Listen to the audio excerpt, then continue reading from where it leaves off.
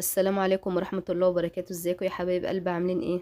يا رب تكونوا بخير. كل سنة وانتم طيبين يا احلى متابعين في الدنيا كلها. النهارده بقى انا كان عندي كيلو لبن، قلت نعمل زبادي مع بعض بطريقة سهلة وبسيطة. يلا بينا مع بعض نشوف هنعمله ازاي. اول حاجة طبعا بجيب علبة زبادي، بشتري علبة زبادي جاهزة عشان اخمر بيها اللبن بتاعي. بفضيها في حاجة في طبق غويط شوية عشان انا برضو اتمكن من ضربها كويس، لان انا عايزاها كريمية خالص عشان تخلي طعم الزبادي بتاعه حلو في الاخر. طبعا فضيت علبة الزبادي وبشوكة بقى، مش لازم مضرب يا جماعة ولا حاجة، بشوكة برضو، بس نسرع ايدينا في الضرب شوية عشان تبقى كريمية، تبقى سايحة. انا عايزة اسيحها خالص زي ما انتوا شايفين كده، او واضح معاكم اهو في الفيديو.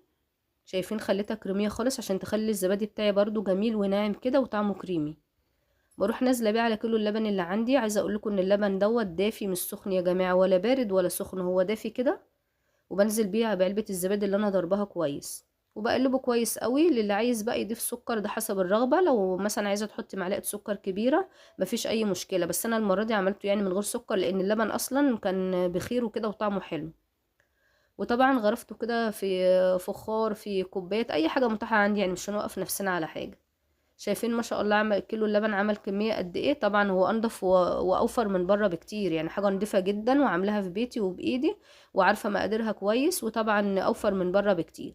بدخله بقى في الفرن، يعني انا بسخن الفرن قوي قوي لان برضو احنا في شتا كده، برضو الجو ساقع، لازم الفرن بتاعي يكون سخن جدا.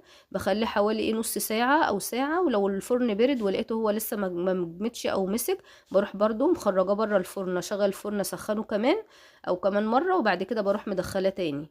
هو طريقته يعني بسيطة جدا وسهلة جدا، وشايفين ما شاء الله طعمه كريمي قوي. يعني حتى انا كنت باكل هنا منه، طعمه جميل وكانت ريحته حلوة قوي، حاجة كده طازة وبخيرها، وحاجة نضيفة وعاملاها في بيتي.